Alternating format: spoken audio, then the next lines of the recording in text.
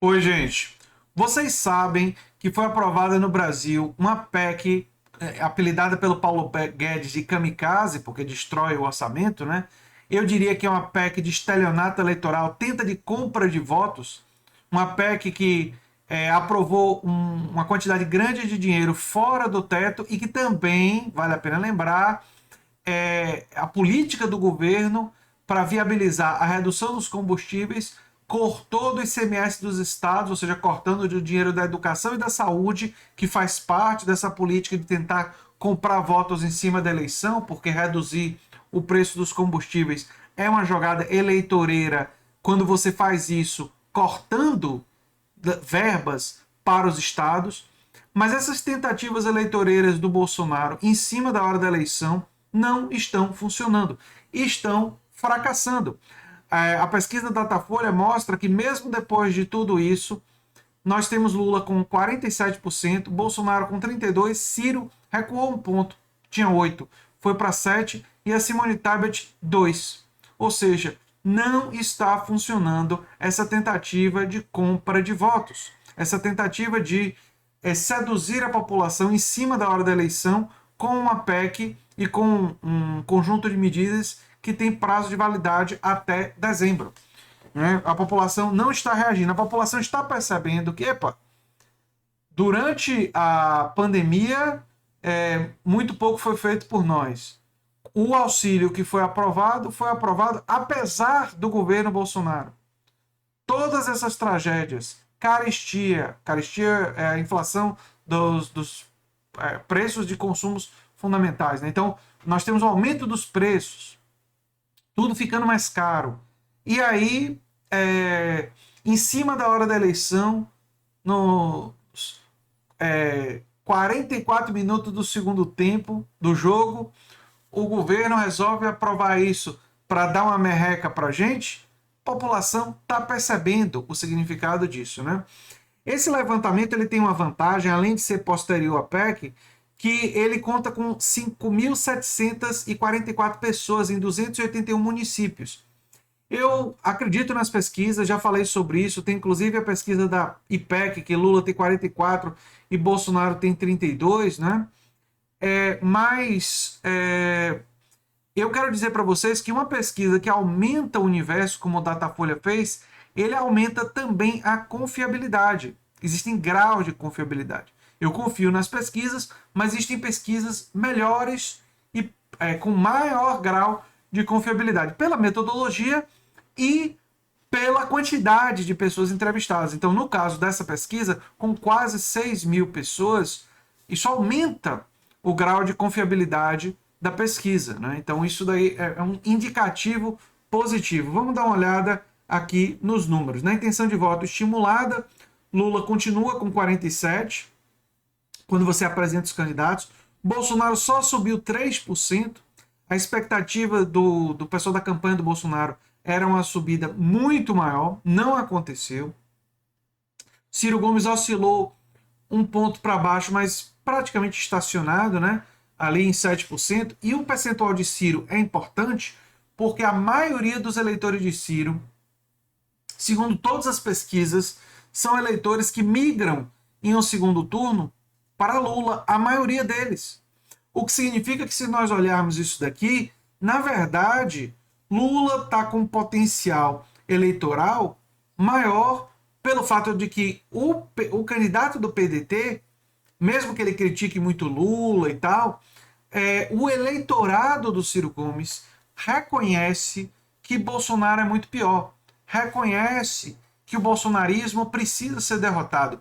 E isso leva ao fato de que é provável, não estou dizendo que necessariamente vai acontecer, nem que os eleitores necessariamente têm que fazer isso, mas é provável que parte do eleitorado do Ciro, se perceber que Ciro não vai para o segundo turno, a proporção que forem percebendo isso, podem, em cima da hora, ou seja, na semana da eleição, 30% deles migrar para Lula, o que pode ser decisivo para a vitória em primeiro turno. Né? Porque quando você olha os votos válidos, Lula tem 51, Ciro tem 8 e Bolsonaro tem 35 nos votos válidos. Que aí você tira os nulos, os brancos, né? Você tira os indecisos e aí você conta apenas os votos válidos. Bem, desses 8% aqui, meu palpite é que se Ciro chegar em cima da hora da eleição com 8%, 3% dos 8, entre 2 a 3%, provavelmente migram na semana da eleição.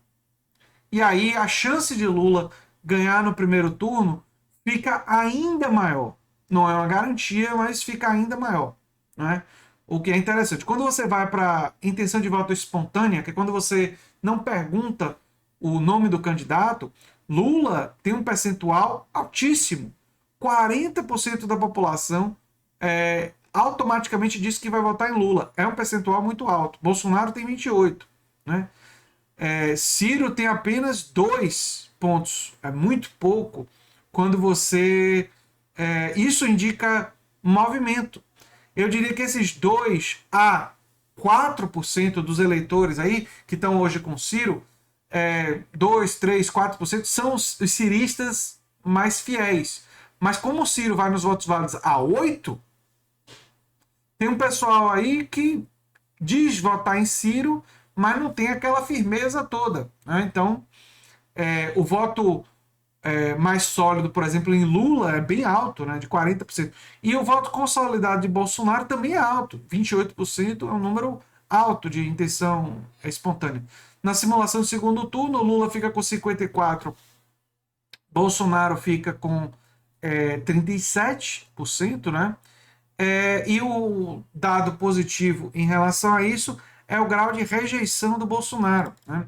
Tem uma pesquisa aqui que mostra um pouco sobre isso, que mostra que a reprovação de Bolsonaro é um fator muito importante. 52% dos brasileiros não confiam uma palavra do que diz o presidente. Né? Você vê uma rejeição muito grande. A média de diferença entre Lula e Bolsonaro é na casa dos 17 pontos percentuais. Quando você vai para a simulação de segundo turno, né? O IPEC também tem vantagem de Lula, né? A intenção de voto estimulada, Lula com 44, Bolsonaro com 32, né? E quando você vai nos votos válidos, Lula com 52, Bolsonaro com 37, Lula ganhando no primeiro turno também na pesquisa da IPEC. Na pesquisa da IPEC, Lula também ganha. E na simulação de segundo turno, a gente vê no IPEC uma coisa muito semelhante que a gente viu na Datafolha. Lula com 51, Bolsonaro com 35. Se Lula tem 51, Bolsonaro tem 35, né? Na simulação aqui de segundo turno, nós vemos uma chance clara de a diferença, caso tenha segundo turno, ser significativa. Olha, eu fico muito feliz em perceber que a população brasileira não está caindo no conto do vigário, caindo nessa tentativa de compra de votos. Acho que o elemento mais positivo dessa rodada de pesquisas foi esse.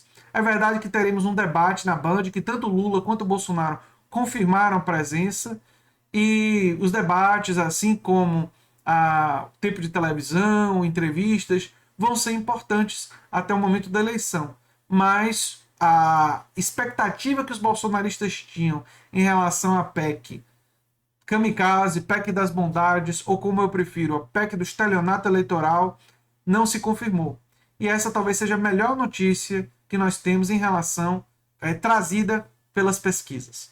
Eu sou André Teixeira Jacobino, canal Nova Máquina do Tempo, e se você gosta do que a gente faz, se inscreve, dá um like, compartilha. Quem sabe se torna membro ou apoiador, e quem sabe faz um dos nossos cursos. Mais informações no comentário fixado. Um abração, gente.